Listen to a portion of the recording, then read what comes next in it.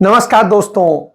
आज 140 साल की कांग्रेस अपने निजी घर में पहुंच गई, यानी कांग्रेस पार्टी को अपना घर मिल गया। 140 साल पुरानी देश की सबसे पुरानी राजनीतिक पार्टी, सबसे ज्यादा वक्त तक देश में राज करने वाली पार्टी, जिस पर तमाम झूठे आरोप लगाए गए, तमाम भ्रष्टाचार के आरोप लगाए गए, सब कुछ लगाया गया, लेकिन किसी अदालत, किसी भी संस्था से कभी भी प्रूव नहीं हुआ, क्योंकि सब झूठ था। सत्ता पाने के लिए झूठे आरोप लगाए जाते रहे। यही वजह थी कि वो आज तक किराए के दफ्तर में चलती थी। वह पार्टी अब अपने दफ्तर में पहुंची जब उसकी सरकार नहीं है पिछले 11 साल से, और जिस समय वो पहुंची है उस समय जो सरकार है वो फांसीवादी सरकार है, वो उसे खत्म कर देना चाहती है, कांग्रेस मुक्त भारत की बात करती है। लेकिन तब कांग्रेस पार्टी खड़ी हो रही है अपने घर में मजबूती के साथ। इंदिरा भवन कांग्रेस का नया मुख्यालय सिर्फ ईंट पत्थर की इमारत नहीं, कांग्रेस पार्टी के 140 साल की गौरव गाथा है। दीवारों पर गढ़े कांग्रेस संविधान के 5 मूल्य हमारे सिद्धांत हैं। अंदर आते ही कांग्रेस पार्टी के पहले अध्यक्ष व्योमेश चंद्र बैनर्जी और वर्तमान अध्यक्ष मल्लिकार्जुन खड़गे जी की तस्वीर एक शानदार अतीत और बुलंद वर्तमान के बीच सुंदर सामंजस्य है। स्वाभिमान से चमकता बाबा साहेब अम्बेडकर का चेहरा ऐलान करता है कि सामाजिक स्वतंत्रता के बिना कोई भी आजादी किसी काम की नहीं है। 5 मंजिलों पर अलग अलग जगह लगी करीब 246 दुर्लभ तस्वीरें साक्षी हैं कि भारत और कांग्रेस का इतिहास एक दूसरे में समाया हुआ है। कहीं चर्चिल के घमंड को चकनाचूर कर राउंड टेबल में सच की ताकत के साथ महात्मा गांधी बैठे हैं, कहीं सरदार पटेल और सुभाष चंद्र बोस का स्वाभिमान झलकता है, कहीं रविंद्रनाथ टैगोर और खान अब्दुल गफ्फार खान का राष्ट्रवाद दमकता है। पूरे भवन में हर मंजिल की दीवारों पर 140 साल की टाइमलाइन में इतिहास अंकित है। 1885 के पहले कांग्रेस अधिवेशन से लेकर आज तक पूर्ण स्वराज और सहयोग आंदोलन, नमक सत्याग्रह, क्विट इंडिया मूवमेंट, गरीबी हटाओ, सांप्रदायिकता के खिलाफ और भारत जोड़ो यात्रा जैसे कांग्रेस के निर्णयों ने देश को नई राह दिखाई है। इसी इंदिरा भवन में कहीं आइंस्टाइन का हाथ पकड़े नेहरू विज्ञान और टेक्नोलॉजी के ध्वजवाहक हैं, तो वहीं दूसरी ओर शास्त्री जी की सादगी, किसान और जवान के लिए उनका संकल्प भी गरजता है। इस भवन की दीवारों पर इंदिरा गांधी के साहस के सामने घुटनों पर झुका पूरा पाकिस्तान और बैंक राष्ट्रीयकरण जैसे दृढ़ निर्णय नजर आते हैं। राजीव गांधी के भारत को टेलीकॉम और आईटी क्रांति को अग्रदूत बनाने से लेकर देश में तमाम शांति समझौते भी दिखाई देते हैं। नरसिम्हा राव सरकार का वो निर्णय झलकता है जिसने इस देश की अर्थव्यवस्था को ग्लोबलाइज कर दिया। सोनिया गांधी जी का त्याग और समर्पण दमक रहा है, और यही दीवारें गवाह है कि 2004 में हर प्रोपेगेंडा को ध्वस्त करके सोनिया जी के करिश्माई नेतृत्व ने कांग्रेस को विजय दिलाई थी। 2004 से लेकर 2014 तक डॉक्टर मनमोहन सिंह के नेतृत्व की यूपीए सरकार की लोक कल्याणकारी नीतियों का लेखा जोखा है। यह दीवारें गवाह हैं कैसे सोनिया जी और डॉक्टर साहब ने मिलकर इस देश में सूचना, शिक्षा, मनरेगा और खाद्य सुरक्षा जैसे क्रांतिकारी निर्णय लिए, कैसे नफरत, अराजकता, तानाशाही और भ्रष्टाचार से जूझ रहे 21वीं सदी के भारत को कन्याकुमारी से कश्मीर तक राहुल गांधी की भारत जोड़ो यात्रा ने मोहब्बत से जोड़ दिया। हर फ्लोर पर कांग्रेस अध्यक्ष खड़गे जी की तस्वीरें उनके हौसलों और सबको समता और न्याय दिलाने के उनके समर्पण का प्रतीक है। इस भवन में एक पूरी दीवार पर संत राम जी जैसे समर्पित कार्यकर्ता की तस्वीरें, उनके समर्पण और हर कार्यकर्ता के सम्मान की कहानी है। 5 फ्लोर की ये ग्रीन बिल्डिंग पर्यावरण के अनुकूल है, और अब इसी 9A कोटला मार्ग स्थित इंदिरा भवन से कांग्रेस एक नई ऊर्जा, एक नए संकल्प और एक नए विश्वास के साथ भारत के उज्जवल भविष्य और लोगों को न्याय दिलाने के लिए तैयार है।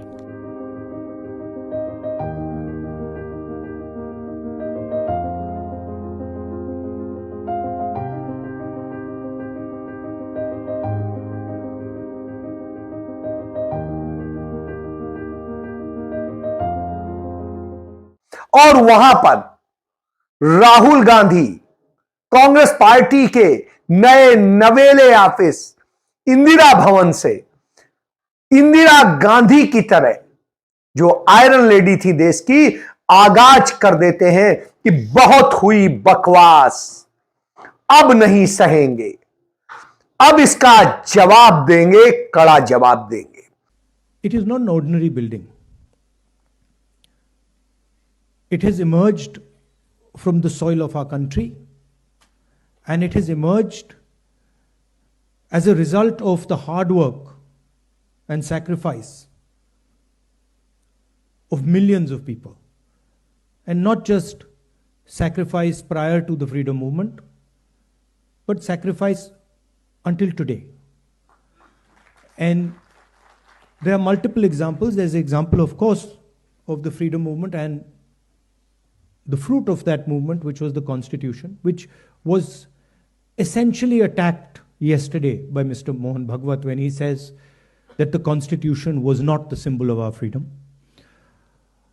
But also after that, thousands of our workers died in Punjab, thousands of our workers died in Kashmir, thousands of our workers died in the Northeast. And so this party has stood for a particular set of values. And we can see those values in this building. Unlike the Western world, which focuses on outside the self, the Indian way of thinking is about understanding the self. If you look at our great masters, they're all about understanding precisely who you are, where you come from, who you are, what your nature is. And that, the Bhagavad Gita is about that,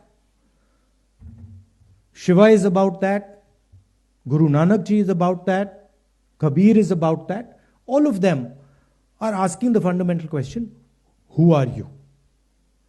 And this is really the fight that is taking place in India today. There are two visions of the self in India in conflict.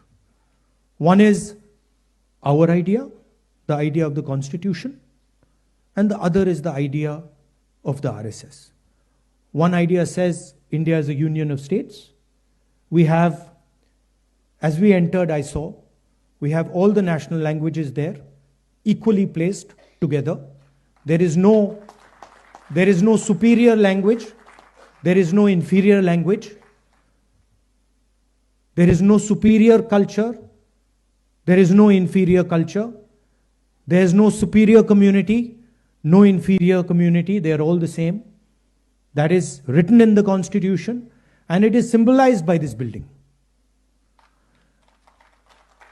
On the other side, there is the idea of a centralized knowledge, of a centralized understanding. Mohan Bhagwat has the audacity to inform the nation every 2 or 3 days what he thinks about the independent movement, what he thinks about the Constitution. In fact, what he has said yesterday is treason, because it is stating that the Constitution is invalid. It is stating that everything, the fight against the British was invalid, and he has the audacity to say this publicly. In any other country, he would be arrested and tried. That is the fact, right? To say that India did not get independence in 1947 is an insult to every single Indian person.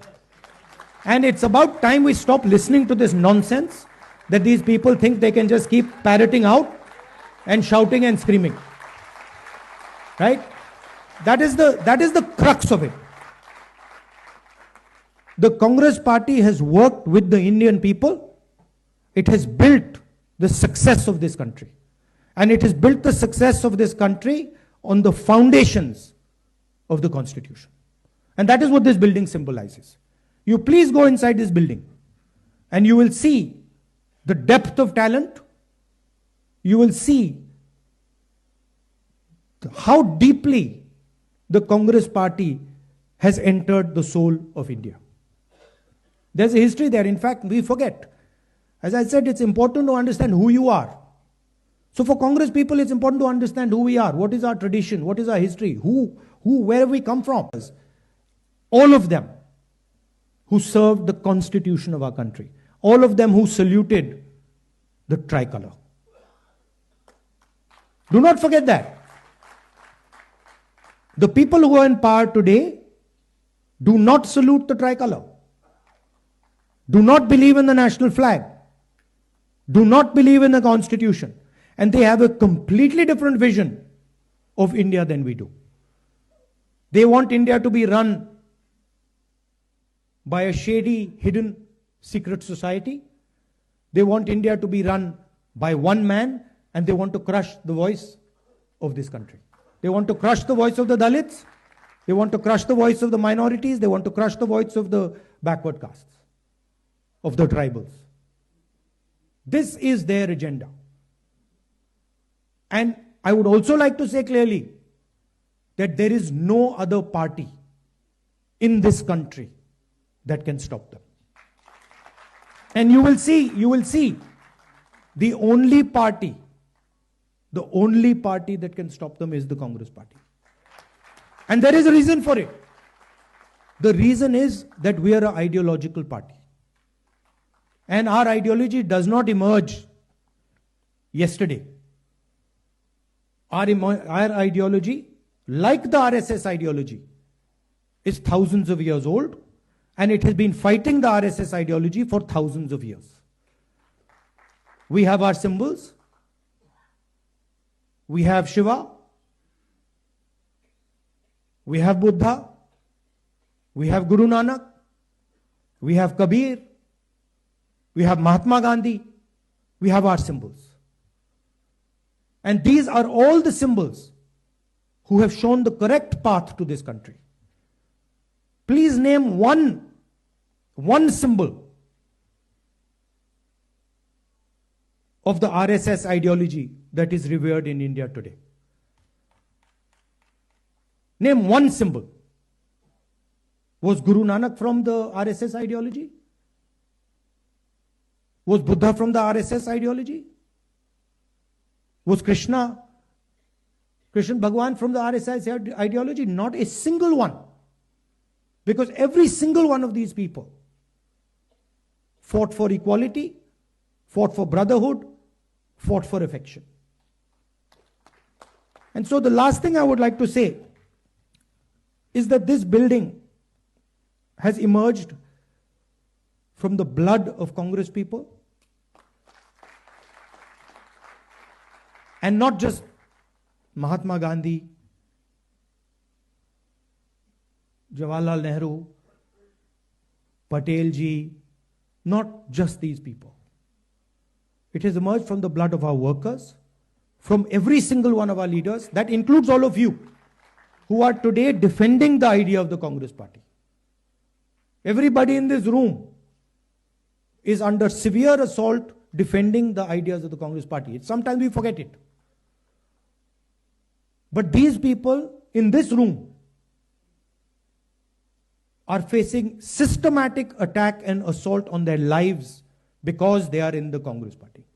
And they are not surrendering to the BJP and the RSS. And in the same way, thousands of workers are there. But there are also thousands of people who believe, millions of people who believe in the Congress ideology. They're sitting outside the Congress.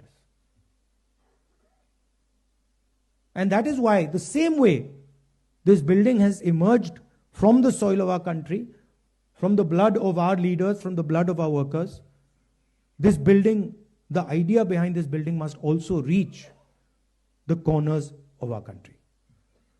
That is the duty of this building. That it does not just remain a building, that the ideas that are inside this building reach the corners of our country. reach Tamil Nadu, Kashmir, Northeast, Gujarat, Andaman, Lakshadweep, every corner of our country. This idea has to be propagated from this building. 84 साल के कांग्रेस के अध्यक्ष मल्लिकार्जुन खड़गे बता देते हैं कि अब यह वह कांग्रेस नहीं है। जो स्थिति की है, हम उस अपनी विचारधारा के आधार पर आपसे लड़ेंगे और जीतेंगे। साथियों, विचारों की ताकत पर कांग्रेस कायम है। दादा भाई नौरोजी, महात्मा गांधी जी, सरोजिनी नायडू, सरदार पटेल, नेहरू जी, मौलाना आज़ाद, नेताजी सुभाष चंद्र बोस, राजेंद्र बाबू समेत सभी प्रमुख राष्ट्र नायक हमारी विरासत है।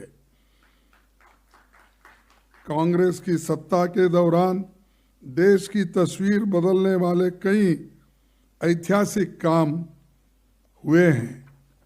पंडित जवाहरलाल नेहरू के नेतृत्व में हुए प्रयासों से ही भारत दुनिया का सबसे बड़ा लोकतंत्र बना और अंबेडकर के नेतृत्व में दुनिया का सबसे बेहतरीन संविधान बना।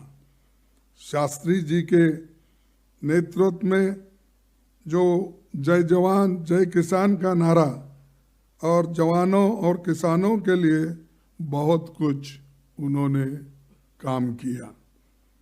पहली महिला प्रधानमंत्री इंदिरा जी के नाम पर बना ये भवन मातृ शक्ति का प्रतीक है और ये हमेशा हम सभी के लिए प्रेरणा का केंद्र बना रहेगा।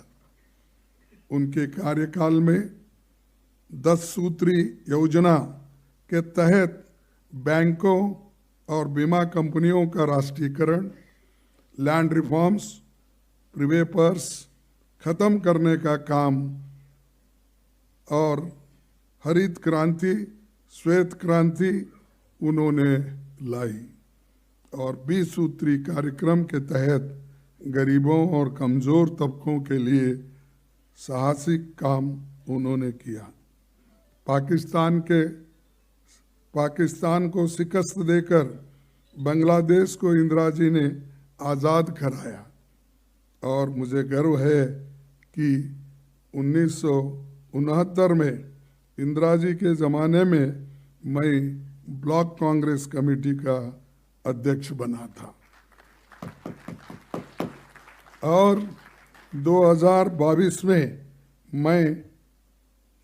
मुझे अपना राष्ट्रीय अध्यक्ष आपने चुना। तो 69 से लेकर लगातार कांग्रेस पार्टी में मुझे सेवा करने का मौका मिला और आपने जो मुझे अध्यक्ष चुना 2022 में, कि इसका मैं बहुत ही आभारी हूँ और किसी भी शब्द में अगर मैं कहूँगा वो कम गिर जाएंगे शब्द, लेकिन इतना बड़ा एक हम पर आप सभी लोगों ने जो एक आशीर्वाद किया, इसीलिए आज हम आपके आइडियोलॉजी पे, हमारे आइडियोलॉजी पे हम डटे रहते हैं, डटे रहेंगे। कांग्रेस पार्टी का कार्यालय बताता है देश की आजादी की लड़ाई को, बताता है 1885 में कांग्रेस की स्थापना से लेकर अब तक कैसे कांग्रेस पार्टी ने देश को आजाद कराया, कैसे कांग्रेस पार्टी ने देश बनाया और अब कैसे लोकतंत्र और संविधान बचाने की लड़ाई लड़ रही है। यह बात उस कांग्रेस पार्टी की दीवारें चीख चीख कर बताती हैं। मैं यहाँ डॉक्टर मनमोहन सिंह जी के ऐतिहासिक योगदान को याद करते हुए उनको श्रद्धांजलि देता हूँ और घोषणा करता हूँ कि इस नए मुख्यालय में जो पुस्तकालय है उसका नाम डॉक्टर मनमोहन सिंह लाइब्रेरी होगा। तो हमने बहुत बड़ी लाइब्रेरी बनाई है, उस लाइब्रेरी का नाम मनमोहन सिंह जी के नाम पे रखना है, इसके लिए सबकी सहमति है, ऐसा मैं अपना ये करूँगा। तो ये सूचना भी मुझे हमारी नेता श्रीमती सोनिया गांधी जी ने दी कि ये करना ठीक होगा।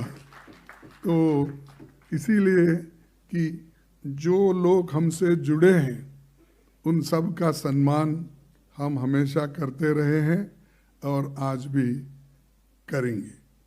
डॉक्टर मनमोहन सिंह जी के जाने के बाद उनकी अहमियत सभी समझ रहे हैं। He had once said that history would be kinder to him. I would like to assure Dr. Saab that history is indeed very kind to you. उन्होंने जो कहा था उससे भी ज़्यादा आज लोग हिंदुस्तान, देश के बाहर सभी लोग प्रशंसा उनको कर रही है। कांग्रेस पार्टी का अपना कार्यालय 1920 से लेकर 1969 तक इलाहाबाद में, जिसे अब प्रयागराज कहते हैं, स्वराज भवन में चला, जो पंडित मोतीलाल नेहरू ने ध्यान दिया था कांग्रेस पार्टी को। जी हां, तो अब कांग्रेस अपने घर में आ गई है और नए जोश के साथ लड़ने को तैयार।